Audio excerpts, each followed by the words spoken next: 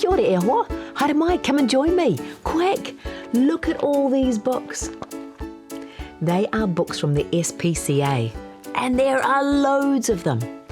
Well, I'm very proud to be one of their ambassadors, and my job with the SPCA is to try and ensure that you know about all the wonderful resources that the SPCA has and how you can help look after the animals in your whānau and your community. So I thought the SPCA released these books over the last few years. Well, they've just released a whole new set. These books here.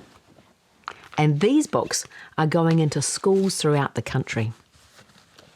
Maybe you've got them at your school. There's a catio for Boris, Fudge forever, the cat, the car, and the tsunami, Rupert, purple circles, and the bell, Silverbeat, Saturday and Sunday. One of these guys is Saturday and the other is Sunday. And this book here, Fireworks Free. Well, the SPCA thought I could read a story to you here in Suzy's book corner. How about we read this one here? It looks really good, doesn't it? The story's by John Carr, and the illustrations in this book are by Philip Webb. Are you nice and comfy? Ready for a story? Quick, get comfy, and we'll begin.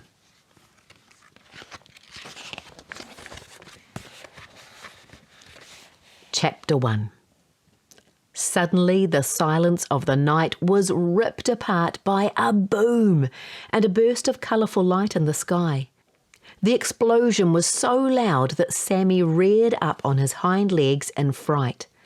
In the distance he could hear people cheering and laughing. Sammy wanted to escape. He cantered swiftly to the gate where Shiloh usually came to feed, saddle or brush him. She was his favourite person. He needed her calming voice and pats right now. The fireworks do look amazing, don't they? But look at Sammy's face. Is he enjoying them? He got a huge fright. And have a look at the other farm animals. Are they standing still watching the fireworks?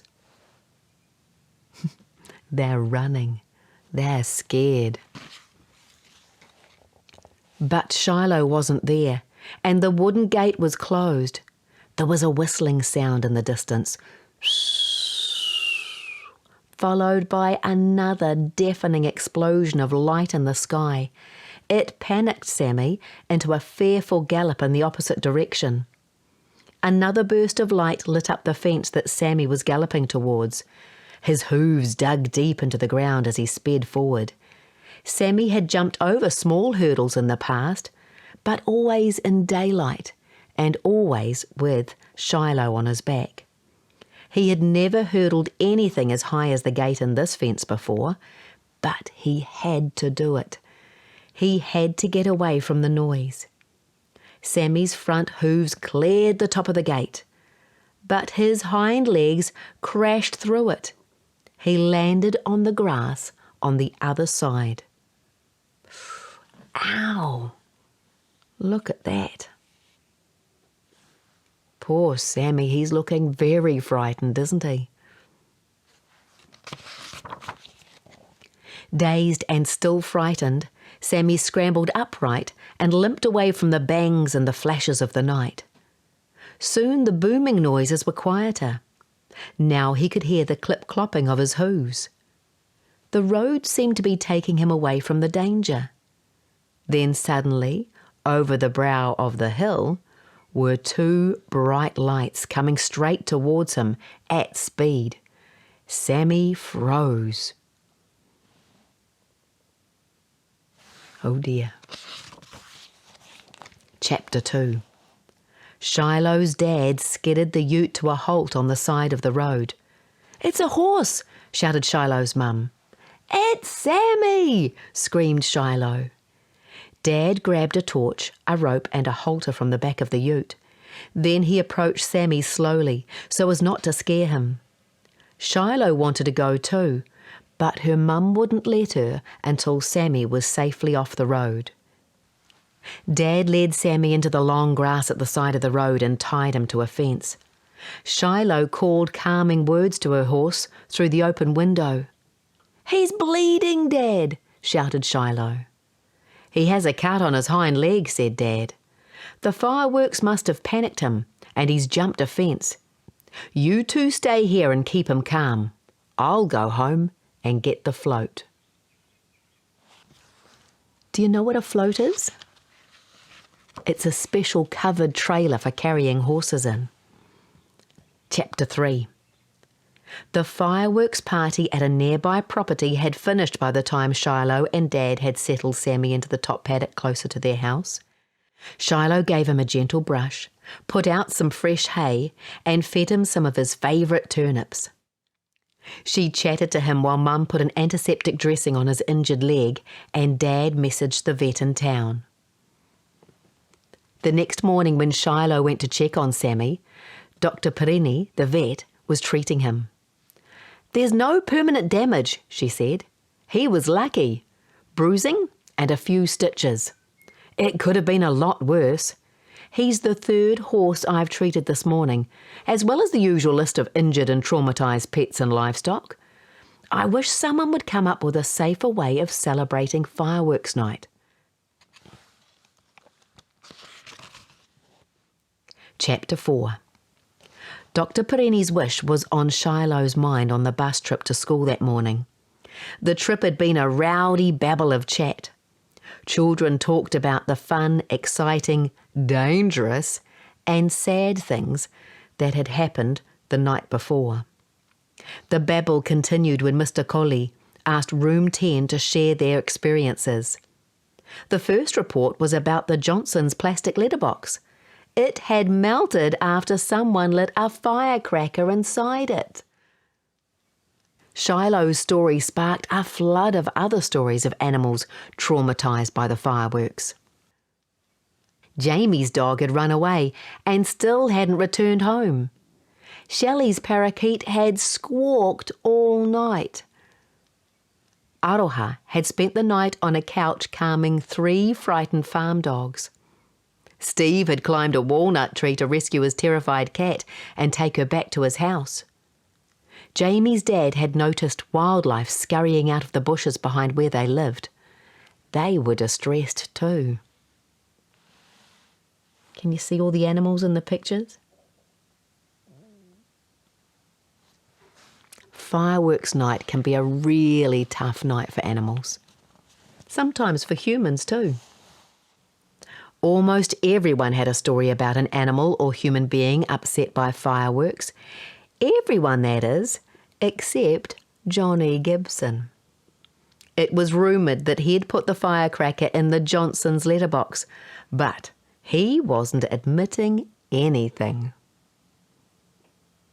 By the time the sharing ended, everyone in the class, including Mr. Colley, knew that fireworks and animals did not go together. Something had to be done about it. What do you think the kids could do? Is there anything? Let's find out. Chapter 5. Room 10 didn't waste any time. By afternoon interval, their class brainstorm covered the whole whiteboard. They had the beginnings of a 3-part plan to make people realise that fireworks weren't good for all animals. Part A was to educate people who use fireworks on the harm and distress they cause to animals. Mr. Coley asked the children whose animals had been scared or injured to write their stories. By the end of the week, the stories, along with photos of pets and a video interview with Dr. Perini, were up on the school's website. The stories quickly started to get attention, both from people in the school community and from further afield. How cool is that? Part B was to give advice to animal owners. This would help to keep their animals calm and safe on fireworks nights. The class was divided into small groups. Each group researched and wrote a safety plan for a different type of animal. These included horses, cattle, birds, dogs, cats, sheep, goats, rabbits, guinea pigs, reptiles, and even goldfish. When this information had been added to the website, Part C was set in motion. It was to turn their whole town and the surrounding countryside into a fireworks-free zone. Everyone expected this would be the hard part. But they were wrong. Look at them. Look how busy they are. Chapter 6. Mr. Mortal had been mayor for 15 years, and he got annoyed when people still called his town Turnip Town. Turnips were no longer the main crop in the area, but the name had stuck. Mr. Mortal had adopted a mixed-breed dog named Bruno from SPCA, who was frightened of fireworks. That was why he accepted Room 10's invitation to listen to them talk about turning the town into a fireworks-free zone. The mayor was enthusiastic. "I think this is a great idea," he told Room 10 after their presentation. Suddenly, Mr. Mortal realised that this could also be a chance to be famous for something other than turnips. "We could be the first fireworks-free zone in the country. We won't be turnips anymore. We'll be leaders," he said. He pointed at the poster that Shiloh had made for the presentation. "There's the billboard to put at the entrance to the town," he said. "I'm going to promote this idea to the town council." And he did. Chapter 7. It was fireworks night again, but this time the whole town and the farms around it were part of the first fireworks-free zone in the country. It was a Saturday night, and Sammy was happy. With Shiloh on his back, he was down at the town's lakeside for the lantern light display. This had been Room 11's idea.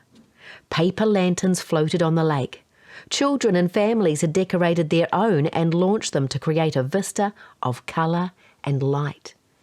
Can you see them down on the lake? They look beautiful, don't they?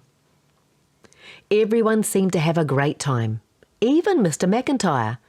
He was not selling fireworks in his shop this year, but he did very well selling eco-friendly glow sticks from a stall. Jamie's dog had been found, and they were there too. As Shiloh led Sammy back to his float at the end of the evening, she heard Mayor Mortal talking to the television news crew. "You can put all this down to a class of concerned children at the local school," he said. "They've started something, and I hope it spreads." And that's the end of the story. How cool. Instead of fireworks, they started their own light display. Paper lanterns on a lake. It will be much quieter, but still very beautiful. And families and classes can make their own. How cool. Well, in the back of the book, there's more information about fireworks facts and tips, and a website address, spca.nz/kids, to learn more about caring for animals and keeping them safe. This is the website here. There's lots of cool information and games and stories and fun stuff and a newsletter. You can go and have a look at that with your school or with your whānau. There's information for teachers and for families as well. Would you like that website address again? Find out more about these books and information about lots of other animals from spca.nz. And if you put a / at the end of it and the word kids, you'll go straight to the kids section. It's a great story, isn't it? Kids doing amazing things in their community. not just for them, but for lots of animals as well. Hey, thanks for joining me today. I hope you enjoyed that story. I've got loads more. Come back and visit me again soon, okay? Ka kite. Goodbye, my friend.